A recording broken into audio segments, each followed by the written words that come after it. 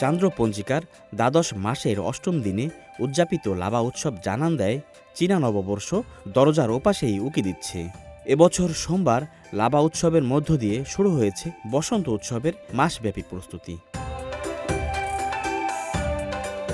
দক্ষিণ পশ্চিম চীনের সিচুয়ান প্রদেশের মিয়ানইয়াং শহরের চিতং কাউন্টিতে লাবা উৎসব উদযাপিত হয়েছে ঐতিহ্য, সংস্কৃতি আর সামষ্টিক আনন্দের মিলন মেলায়। গ্রাম বাংলার বাজার জুড়ে ঝুলেছে রঙিন লণ্ঠন, চারপাশে ছড়িয়ে পড়েছে উৎসবের আমেজ। ভোর থেকেই গ্রামের মানুষ একত্রিত হয়ে বড় বড় হাঁড়িতে রান্না শুরু করেন লাবা পরিজ, যা এই উৎসবের মূল আকর্ষণ। কাউছিয়া গ্রামের বাসিন্দারা 4টি বড় পাত্রে প্রথমে চীনাবাদাম সিদ্ধ করেন।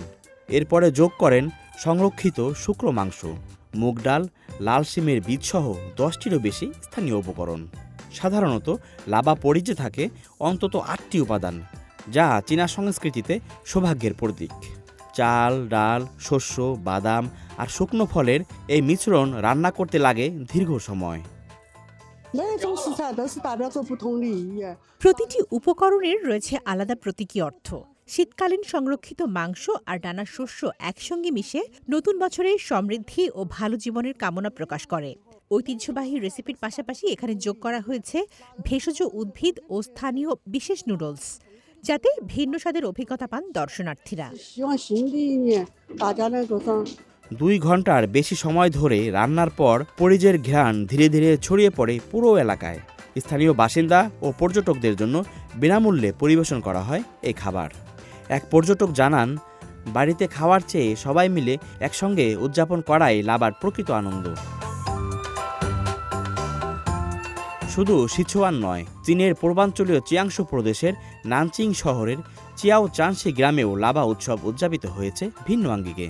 এখানে লাবা পরিজের পাশাপাশি আয়োজন করা হয় টোফু ভোজ ও ঐতিহ্যবাহী ড্রাগন নৃত্য। গ্রামের মানুষ বিশ্বাস করেন, লাবায় টোফু বানালে নতুন বছরে সব কাজ সহজে সম্পন্ন হয়।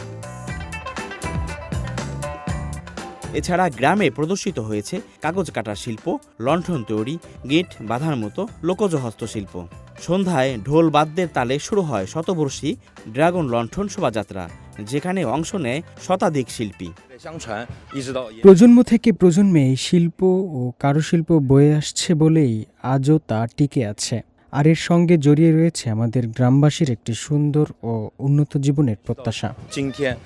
দেশ জুড়ে নানা রঙে ও নানা রীতিতে উদযাপিত এই উৎসবের মধ্য দিয়েই শুরু হয়ে যায় বসন্ত উৎসবের প্রস্তুতি।